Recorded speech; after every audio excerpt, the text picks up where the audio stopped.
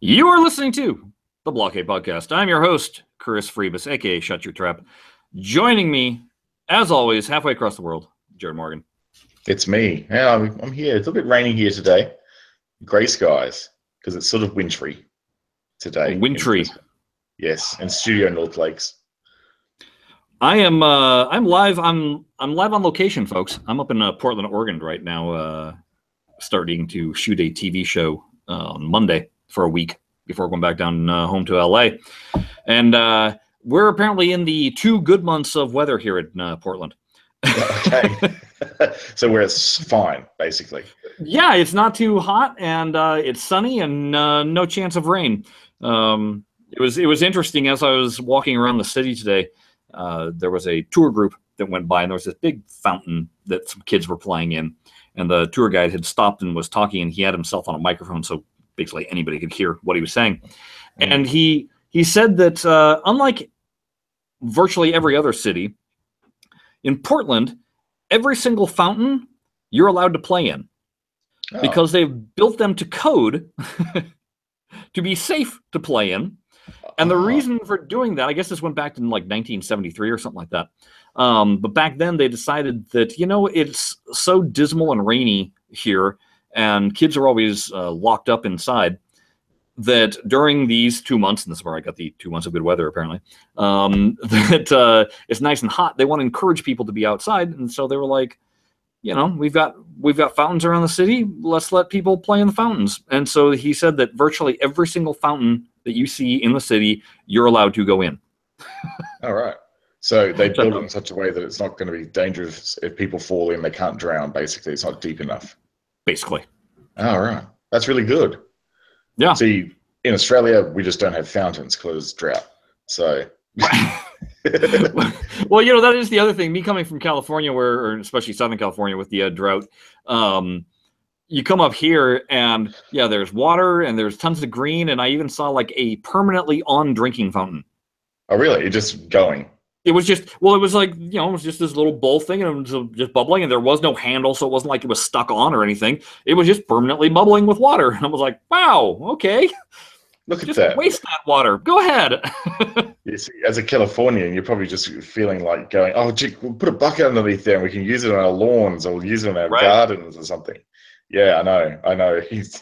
When you go to somewhere which has plentiful supplies of water, it's a very strange feeling to see it just running away.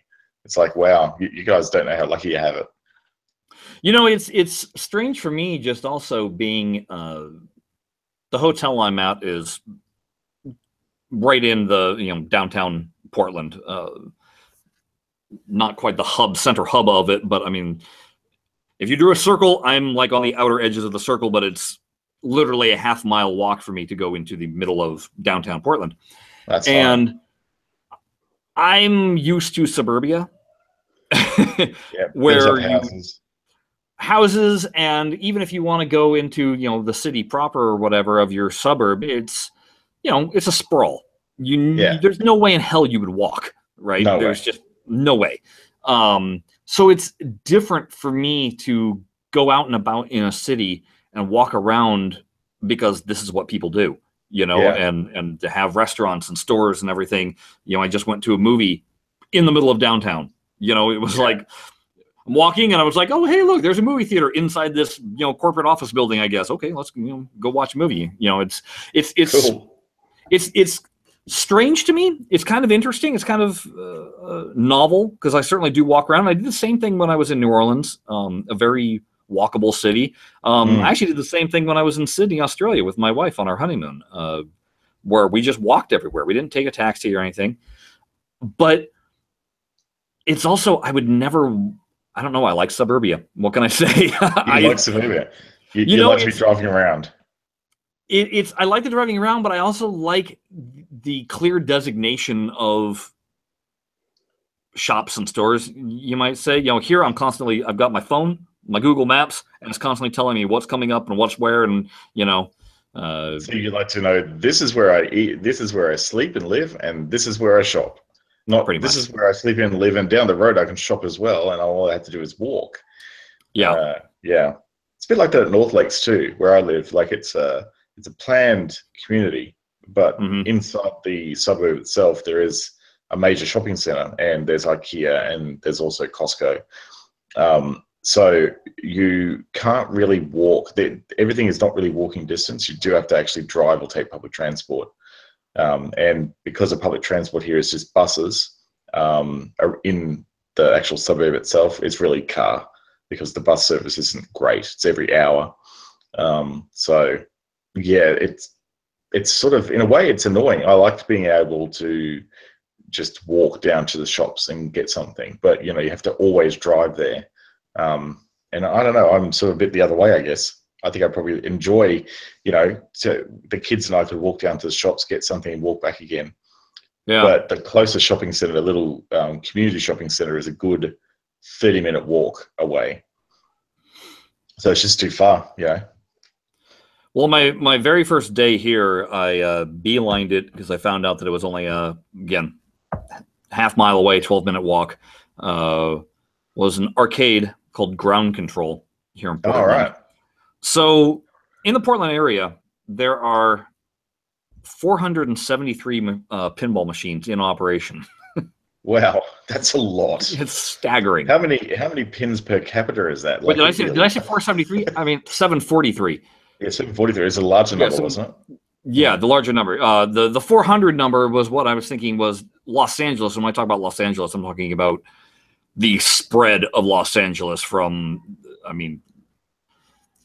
huge. This is basically all concentrated in Portland, downtown area, Portland and stuff. Yeah. But I went over to this place called Ground Control. A couple of the people on the Pinball Arcade fan forums had recommended that I check it out. And I'm just going to read you the lineup that they have, and see if this is sounds like a place you'd like to go to.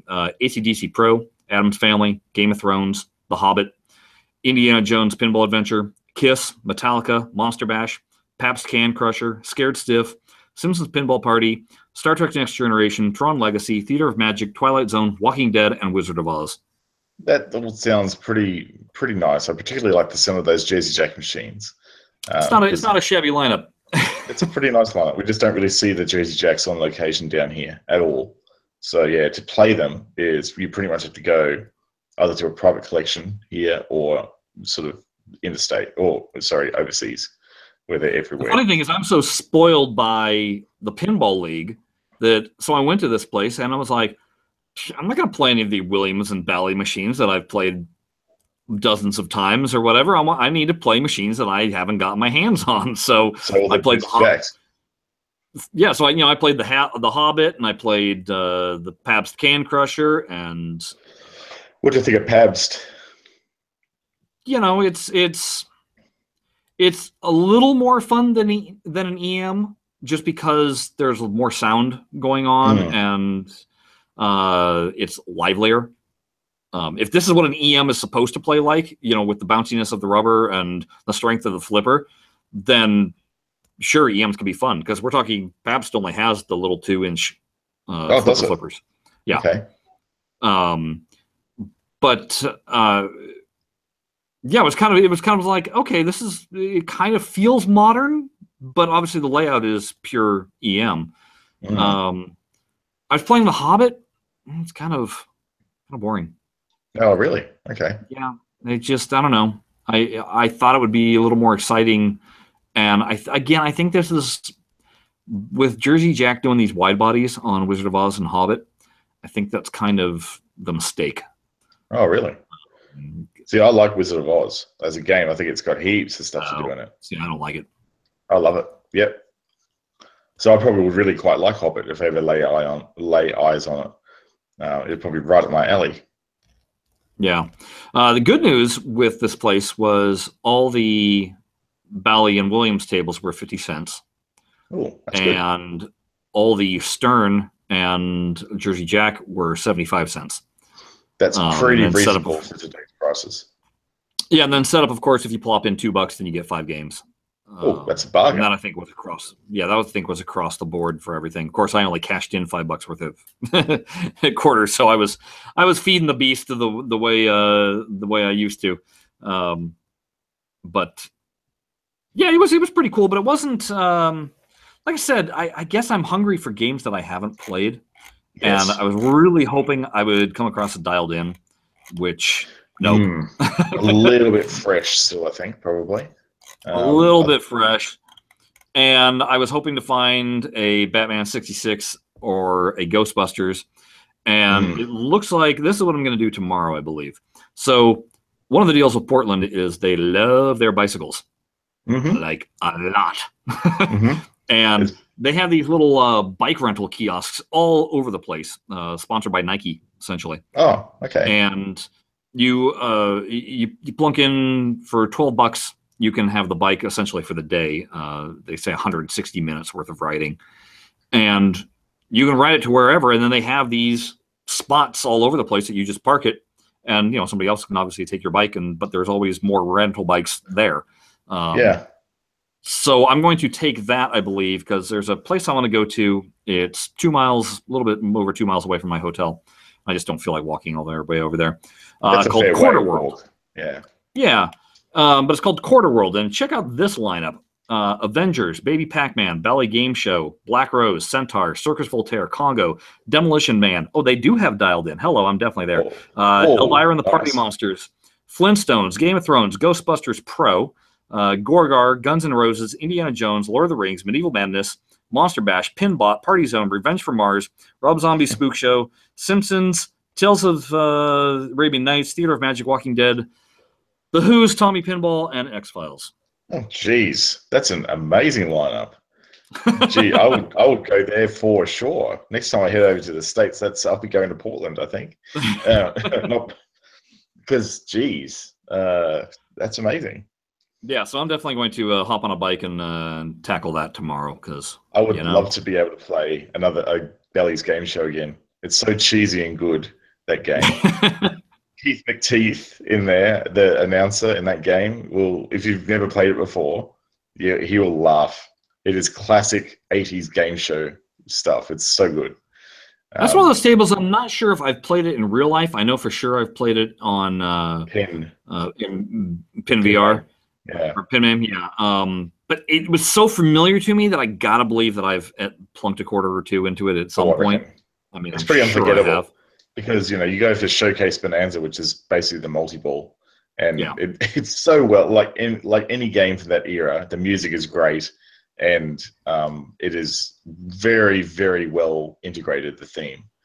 What were some of the other ones you read out? There were some other older ones of that era as well, I think. But the Bally Game Show was the one that stuck out to me. I went, "Ooh, game show, yay!" Yeah. Well, of that era, so it's kind of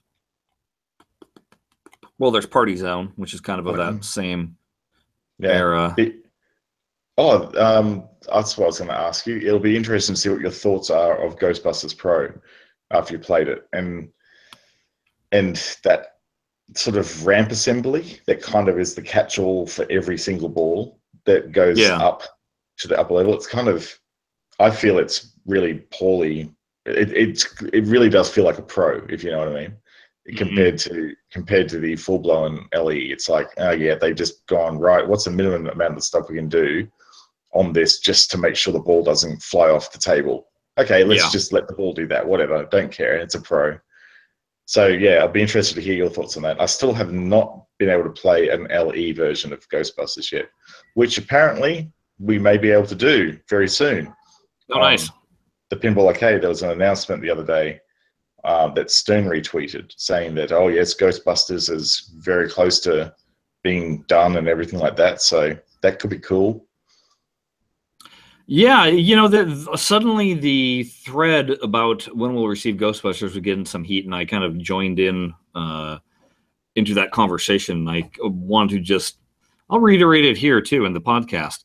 That is, folks, remember, Stern Pinball app. This is Stern hiring Farsight to make the game. Pinball Arcade is Farsight hiring themselves to make the game. That's right. So Stern Pinball app, when Farsight may have tables ready, they may have, they may want to release things, they may want to do bug stuff and everything. It's up to Stern. They're the ones they're the client. Yeah. Yeah, they're the client. And if Stern wants to push something out early, then it can get pushed out early. If Stern says, no, we're holding on to it, even though it's complete and ready to go, they'll hold on to it. So it's one of those things where we get the frustration that you might be having with wanting, stuff feeling like the Stern app has not had any life to it. But just remember, it's very much actively being worked on. But they're the ones with the game plan. It's got to work for their scheduling. So they want control over when a table, which is essentially, in the case of Ghostbusters, will be the LE version, and essentially will be made available inside the app, and they have to balance it out with operators who bought these $9,000 machines and they've got them out of location. Like, there's a lot of people and a lot of different moving concerns that I need to keep happy here. So it's sort of a bit of a tough thing to work around. I wouldn't like to be in Farsight's shoes, having to balance that. It would be hard, very hard. The thing also to keep in mind is that this might not necessarily be a bad thing either. That with releases being held or not coming out as frequently as everybody likes, because the truth be told, the client might wind up asking for things that benefit all of us. That's right. And since they are a client, it's something that Farsight has to do, as opposed to with TPA, where they go, we would like to, but we can wait. So yeah, because we got other things we got to do. It's a good point you make, because I mean, clients, they have an idea about what they want the app to do, and they're opening up their checkbook for it. So it's pretty hard as a business, a contract manufacturer, essentially, to ignore the checkbook, the lure of the checkbook. So Yeah, I've been on many commercial shoots where we have what we call the client area. So there'll be a lounge for the suits that are the marketing people or whoever is responsible, that's hiring for the commercial, right? So you got your director coming in, and he'll map out everything that you're about to do, set up the shot. They'll do a couple of takes. Director will be like, I'm happy. Then he's got to go check with the clients.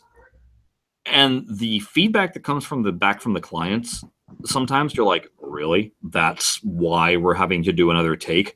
Because they're looking at all these little tiny minutiae. They could care less about making an art piece. They're making something to sell their product. So if the hair is out of place, if a pepperoni isn't perfectly centered where they want it on that slice of pizza, nope, we need a new pizza.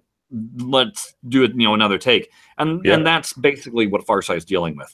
They want another slice. They want a better pepperoni. They've got the product that people want to use and know how to make it, but the client wants to still make be represented in the best light possible. So, and again, there's plenty of commercials I've shot and I didn't see them again for we shot it and then I didn't see it air for 6 months. Yeah, right. Even though it was totally ready to go. So it didn't come out for 6. Yeah. Hey, you mentioned to me you guys got a new beta for Android. Yeah, we did. We have got our hands on the Black Knight emulated version and also 5-hour 2. Now, have you on Steam? Have you had a chance to play Black Knight yet? I had a chance to play the emulated version, yes. Before I got pulled again. Wow, it is very good. It is very good to see that thing emulated. Boy, there's a lot of different stuff in there. It's certainly no longer the black mark on TPA. No. It feels like what it should have felt like all along. Yeah, it's got a lot more audio in it. I think there's a lot more speech calls happening. Like the thing talks a lot more in Game Over than it did in the scripted version. Like, all the canned responses, they combine them in very, very different ways to get a lot of speech out of that game, which just wasn't in the scripted version at all. So that's one big difference I noticed. The thing that I found interesting was that those drop targets still overweigh every other sound in the game. Like it's they are just like always sounding, blocking out all the other audio in the game, which I actually thought might have been a byproduct of scripting the game, but it doesn't seem to be the case. It seems to be that it is part of that game that the drop targets overshadow everything else. So that's fine. It's just good to know. And what are your thoughts of, you said you had the Firepower 2 beta in? Yeah, it is a pretty tough table. I'll say that. Hang on just a second. Let me just go and sort out this cacophony outside for a minute.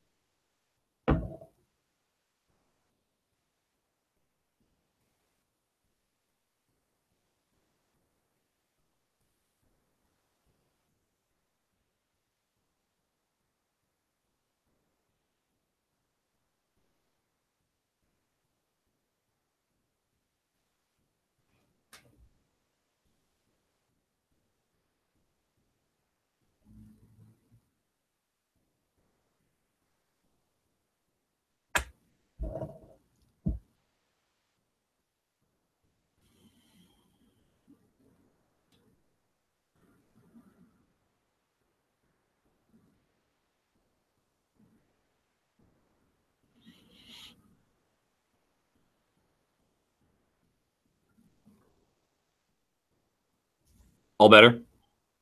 Yeah, I think so. For now, let me just make sure that I've got my audio and everything set up again. My computer, basically, don't know why, but it did. So, okay, should be good now. Okay, so Firepower 2. Hard game. Yeah. Yeah, it is a rather difficult table to sort of get into, really. I think our comments last show about it, they're definitely correct. Like it's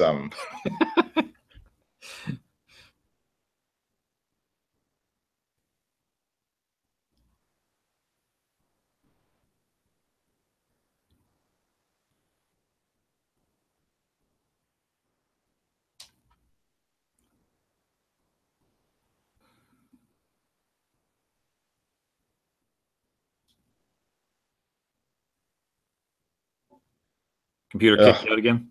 it's been terrible. So let's start that again. Yes. So yeah, I think the table is really, really tough, and I think the reason why it's so tough is it's that layout that we were talking about last time. Like everything is being placed in weird positions. Like the left ramp is just so hard to get, like so hard to shoot. I don't even know the angle that I need to use to approach it. I've still not really worked it out yet. It's so weird. It's such a weird angle. And everything else seems to be working fine. There were a few minor things that I picked up in the beta, which I'm pretty sure are going to be addressed, so I won't even bother mentioning them here. But there, that ramp, it throws out the geometry of the whole table for me. Like the left loop shot, the left loop shot that you have to take, like where you would normally shoot for the left loop, it's just ramp.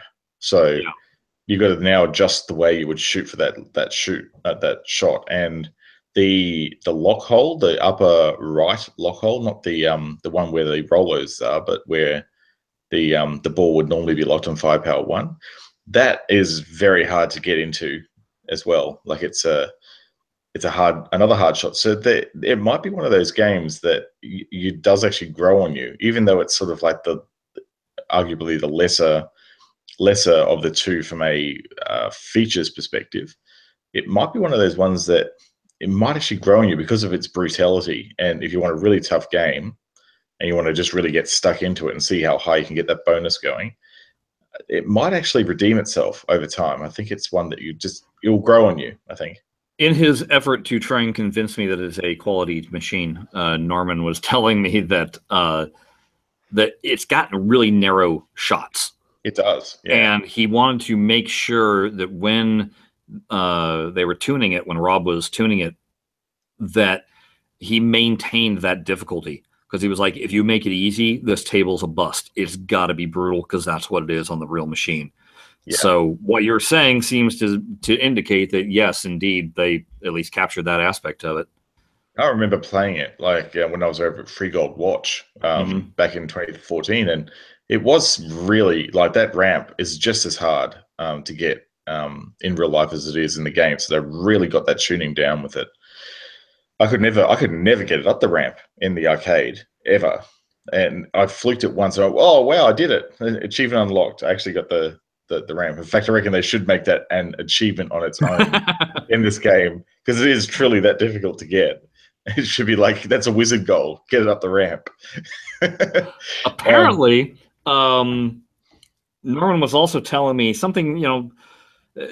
Obviously Norman deals with the sound on the machines as well as many other things. If he only had to deal with sound, he would be completely happy, but that's not the case. But he was telling me that, and this started with Black Knight, the bonus count at the end.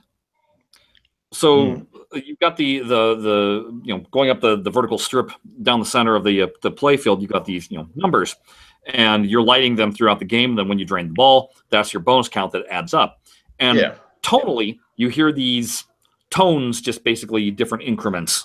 Yeah, ascending tones. Ascending tones, right? Well, that's not emulated.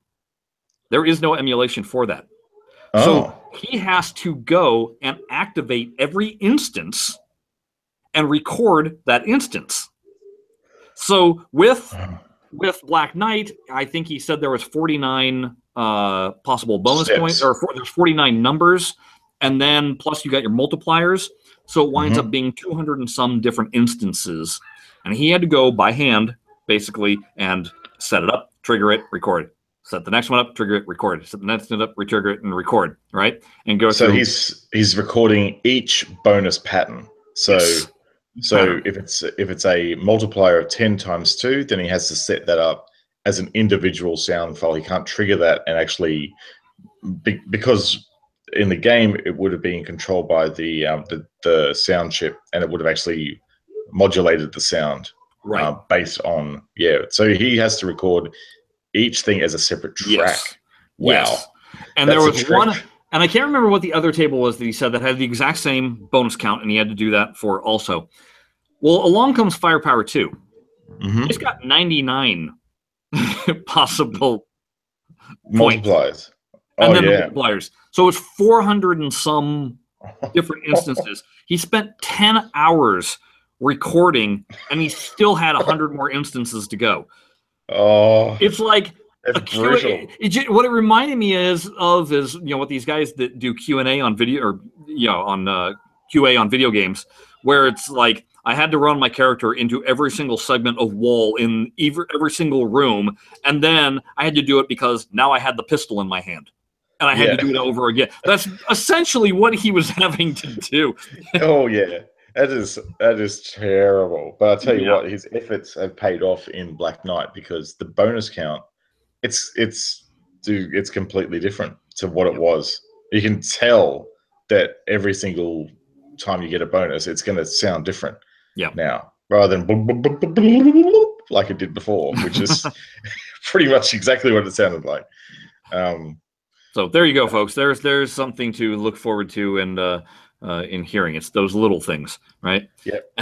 No, you were also mentioning something else about Firepower 2 in this beta that I've never seen in TPA yet. Oh yeah, this is probably lifting the veil a little bit here, but the first version of the beta that we got to see actually had an untouched playfield in it.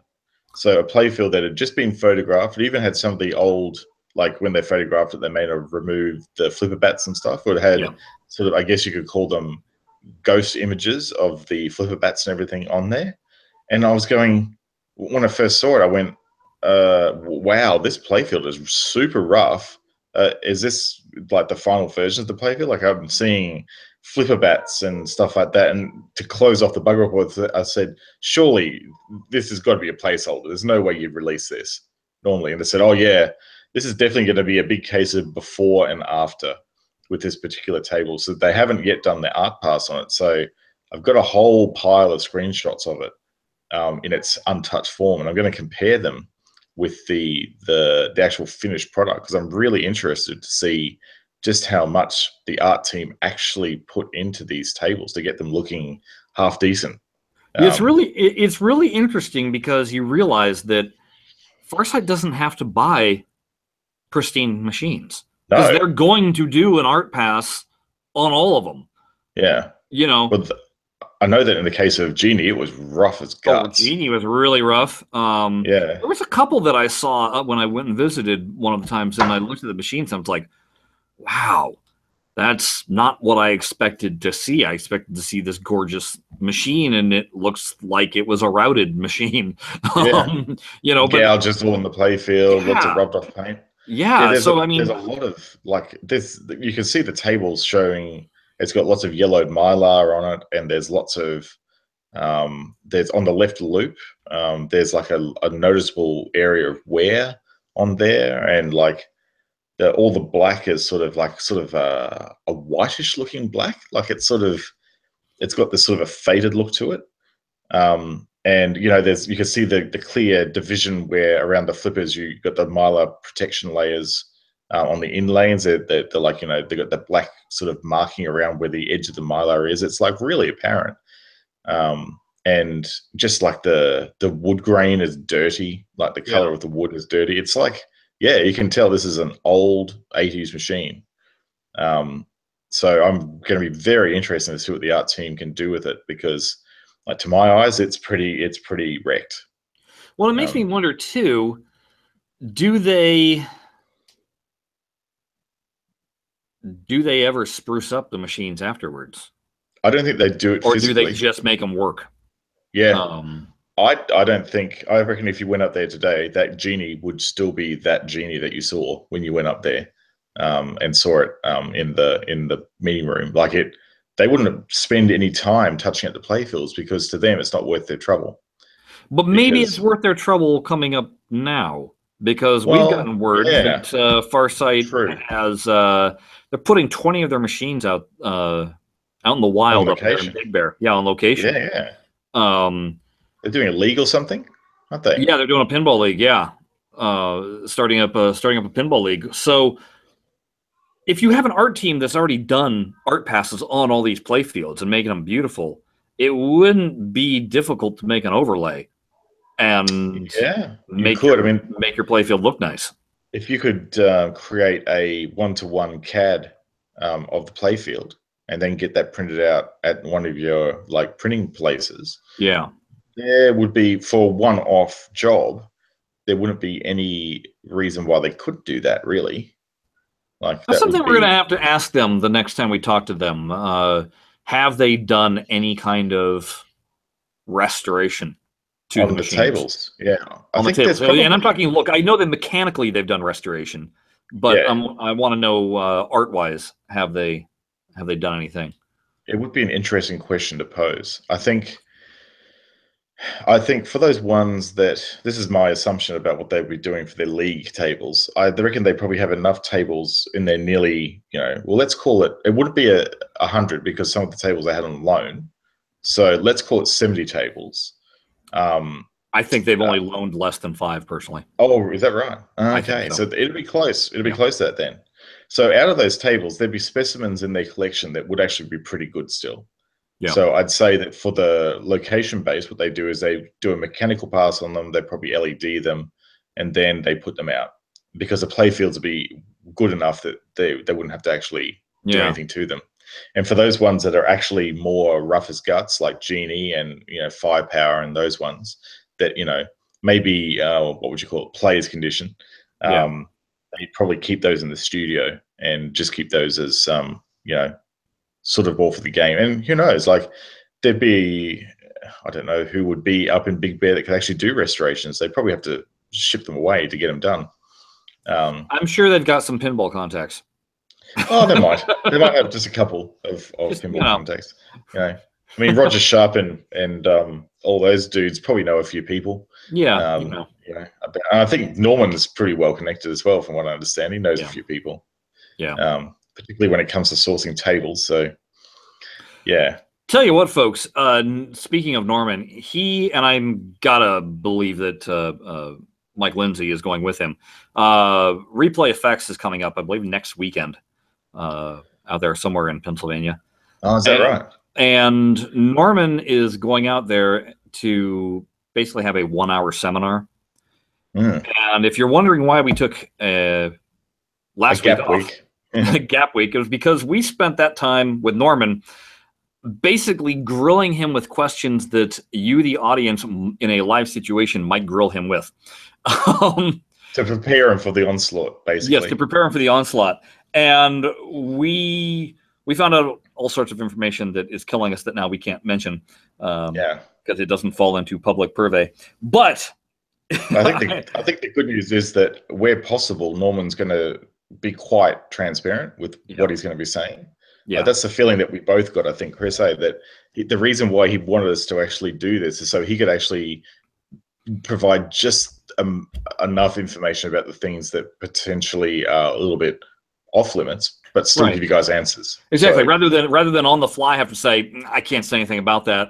In a prepared way, he can give information without giving away information. You know what I mean? That's right. So without breaching any NDAs, basically. Exactly. So I would definitely encourage, if you have plans on going to Replay Effects, to hunt down that seminar and take a listen. And then let us know what is said, because then we can blab about that. Actually, we might actually have Norman after the fact coming back on the show and basically give that seminar live here on the podcast, so that you guys can hear that kind of information. Because he's got it's been a while since we've talked to Farsight, especially in the podcast. Yeah, I've got a feeling that, just with the complexity of running this AMA, I don't think there's any plans for Farsight to be recording it. Yeah, no, I don't think so. Because sometimes it's just too hard to organize that when you're trying to present. But I mean, that's not going to stop anyone going there with a handheld recorder and having a chat. Exactly. So, if you want to do a bit of guerrilla recording, go ahead and do it. Because they're not going to stop you doing it. Nope. Yeah. And then send us the link so that we can listen. Yeah, totally. Totally. I think that is virtually all the pinball that we had this week. Yeah, it's sort of a little bit light on after the massive dump of information from Zen last week. Well, that and I haven't been paying attention much this week because I've been here in Portland getting ready for the show. That's right. Which, unfortunately, because of this show, guess what's getting put on hold? Firepower. Yeah, pretty much. But the good news is I'll have money to deal with it after the fact. But this is fine. This is good that you'll be able to throw a bit more cash at it, because you probably do need to throw a bit more cash at it at this stage. Well, cash would be imminent, yes, because there's all sorts of parts that I need to buy and fixes that I'll need to be doing. So, I just remembered one more thing. Oh, what's that? And this was actually relating to Zen. I had Zen about a week ago tweeted out a screenshot of a turtle. It seems to be the Office turtle. Okay. Playing a version of Zen Pinball 3. But it was a blurred out table. And I went, that just looks like Secrets of the Deep. I would have thought that you might have actually used the opportunity to leak out a little bit more vision of one of the new tables. And they went, very good spotting. Yes, it is Secrets of the Deep. And yes, we will be over time trickle feeding out some more information about it. And then I said, well, while I've got you, what are the plans for Android with this whole thing? I said, I know that it couldn't be a one-to-one match, of course, with Zen Pinball 3 and all the graphics and all that sort of thing, but the multiplayer stuff would be really welcome on Android. And the language they used in the response was picked up by somebody else who responded to the tweet thread. And the person who responded said, so are you saying that there is actually going to be a Zen Pinball 3 for Android based on your response? And no response. So that could be interesting. They may be actually doing, like, essentially using Steam and console as a proving ground and getting everything done. And then they'll actually trickle out to mobile platforms. I mean, that's what they did before. They were slower to get onto iOS. They didn't jump on board right away. I think they maybe released like a couple of tables and that was it. And they were doing, before they started doing the massive dump. But I think that they're definitely using the consoles and Steam as the proving ground, and then can go from there. But I also believe wholeheartedly they're going to be on mobile. It's just, I think they will be. Yeah, it'll just be it'll be a slightly different offering. I think, though, slightly different. Yeah, it may not be quite what you're used to, but like I said, my gut tells me, with as much as they're pushing the community aspect of pinball with Pinball FX 3, what better thing to do it on than mobile? Exactly. And to do it like what all these mobile games do. I play with my son this Clash Royale, and it's so easy to connect with him and be in a clan and just send a message, hey, you want to play? Yep, boom, we're playing. And, we're playing. And it's job done. Yeah. It's job done. And there's no reason in my mind why you can't be doing that with Zen Pinball. I'm not talking about having two pinball machines side by side on your screen and seeing that play. I'm just talking about the simple, we're playing at the same time and we're seeing the other person's scores going and, doing it that way, typical pinball battle. Or really even just connecting via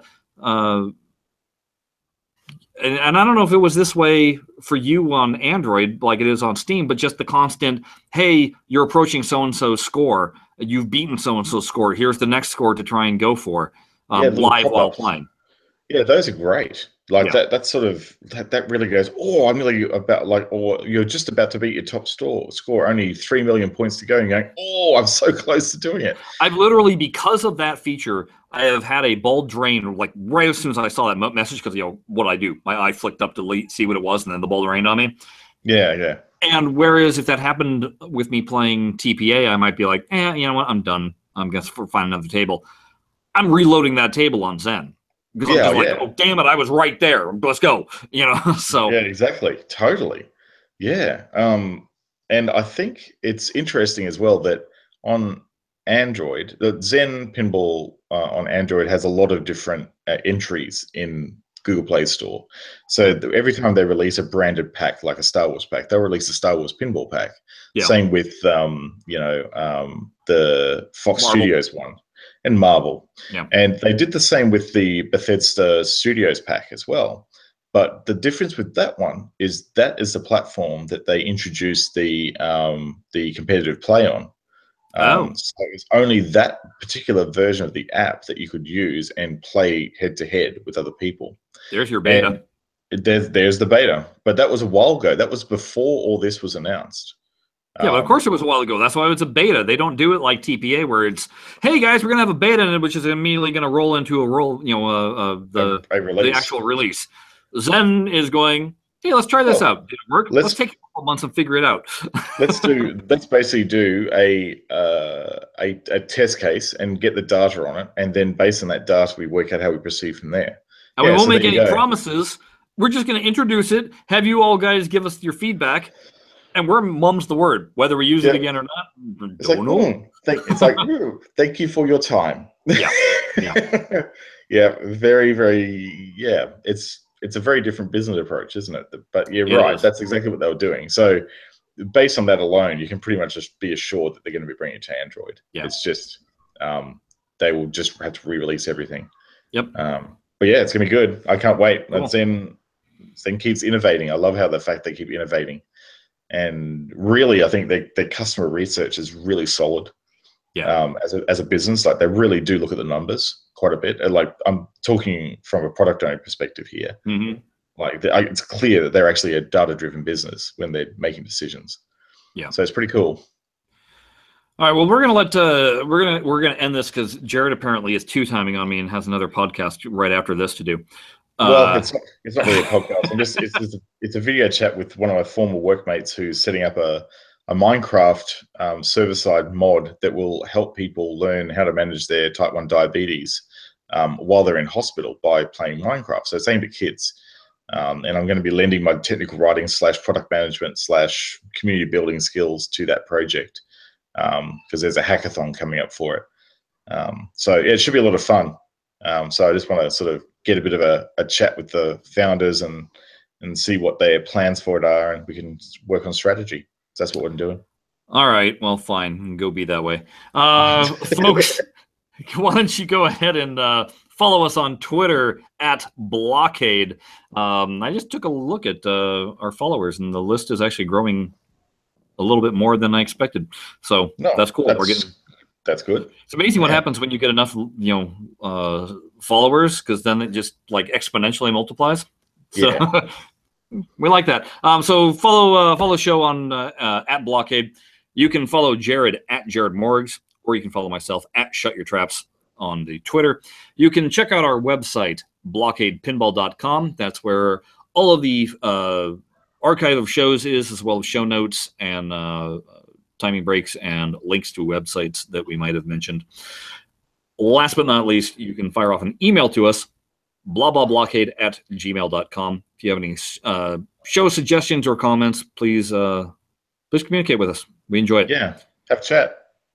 Okay, well, until next week, maybe, depending on if I get out of town or not, and I'm sleeping or not. I don't know. We'll no promises. No promises, but hopefully we'll be back next week to do more of this stuff. Until then, bye-bye. Bye.